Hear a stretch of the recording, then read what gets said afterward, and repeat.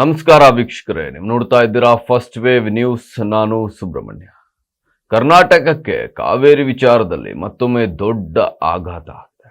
CWRC ಒಂದು ಆದೇಶವನ್ನು ಹೊರಡಿಸಿದೆ. ಏನಂತಂದ್ರೆ 3,500 ಕ್ಯೂಸೆಕ್ ನೀರನ್ನ ದಿನಾಲು ಬಿಡಬೇಕು ಅಂತ. ಒಟ್ಟಾರೆ 4.56 TMC 4.5 TMC ನೀರನ್ನ 15 ದಿನಗಳ ಕಾಲಾವಕಾಶದಲ್ಲಿ ಬಿಡಬೇಕು ಅಂತ.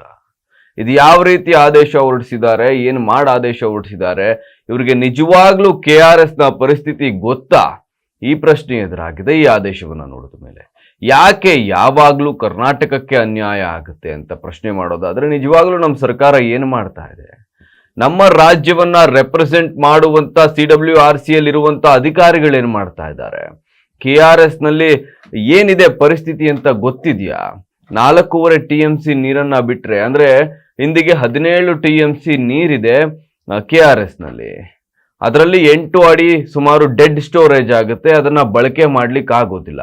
4.5 TMC ನೀರನ್ನ ಇವರಿಗೆ ಬಿಟ್ಬಿಟ್ರೆ ಸುಮಾರು ಒಂದು 7 ಅಡಿ ಅಥವಾ 6 ಅಡಿ ಉಳಿಬಹುದು.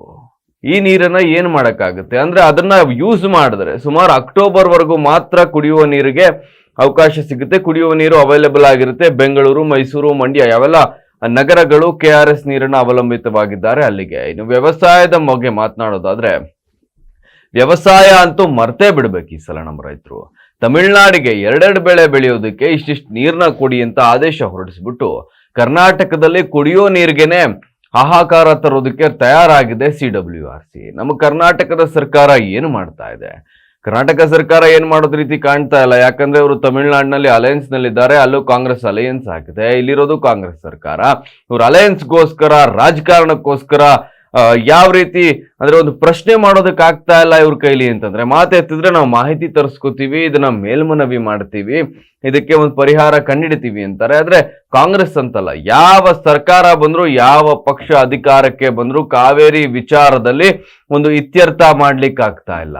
ಇವತ್ತು ರೈತರ ಪರಿಸ್ಥಿತಿ ಏನಾಗಿದೆ ಅಂತ ಕೇಳಿದ್ರೆ, ಮಂಡ್ಯದಲ್ಲಿ ನಿನ್ನೆ ಹೋರಾಟ ಶುರುವಾಗಿದೆ. ಕಾವೇರಿ ಕೊಳ್ಳದಲ್ಲಿ ಹೋರಾಟ ಮಾಡ್ತಿದ್ದಾರೆ ರೈತರು. ನಾವು ಆತ್ಮಹತ್ಯೆ ಮಾಡ್ಕೊಂಡ್ರು ಪರವಾಗಿಲ್ಲ, ನೀರನ್ನ ಕೊಡಬೇಡಿ, ನೀರನ್ನ ಕೊಡೋದಕ್ಕೆ ತಯಾರಿಲ್ಲ, ನಮ್ಗೆ ಅನ್ನ ಹಾಕ್ತಿರೋ ನೆಲಕ್ಕೆ ನೀರಿಲ್ಲ, ನಮ್ಗೆ ಕುಡಿಯೋದಕ್ಕೆ ನೀರಿಲ್ಲ, ಇನ್ನು ತಮಿಳ್ನಾಡಿನ ರೈತರಿಗೆ ನೀರು ಕೊಡ್ತೀರಾ ಅಂತಂದ್ರೆ ಇದು ಯಾವ ರೀತಿ ಅಂತ ರೈತರು ಪ್ರಶ್ನೆ ಮಾಡ್ತಿದ್ದಾರೆ. ಇಲ್ಲಿ CWRC ಏನ್ ಮಾಡ್ತಾ ಇದೆ ಅಂತಂದ್ರೆ, ಎಲ್ಲೋ ಯಾವುದೋ ಆಫೀಸಲ್ಲಿ ಕೂತ್ಕೊಂಡು AC ರೂಮ್ ನಲ್ಲಿ ಕೂತ್ಕೊಂಡು ಅಧಿಕಾರಿಗಳು ಏನೋ ಒಂದು ಮನಬಂದಂತೆ ಆದೇಶ ಹೊರಡಿಸ್ತಾ ಇದ್ದಾರೆ.